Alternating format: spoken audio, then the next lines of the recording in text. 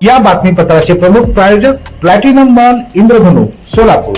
सोलापुरातील सर्वात प्रतिष्ठित इंद्रधनु सोसायटीचा नवीन भव्य कमर्शियल प्रोजेक्ट आता रेल्वे स्टेशनच्या अगदी शेजारी शहराच्या मध्यवर्ती ठिकाणी.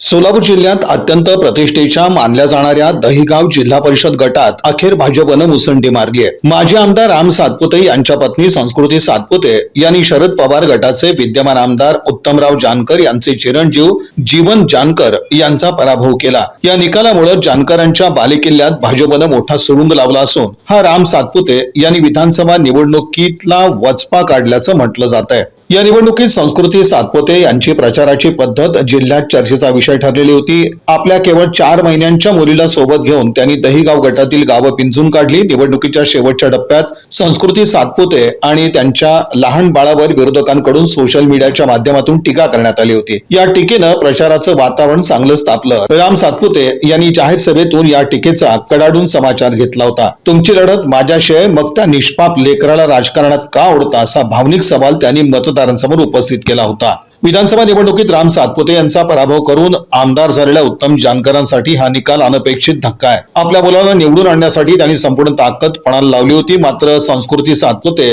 यांच्या लाटेपुढे जानकरांची व्यूहरचना कोलमडली. त्यामुळे आता माळशिरसमध्ये आजी माजी आमदारांमधील संघर्ष आता अधिक तीव्र होण्याची शक्यता आहे.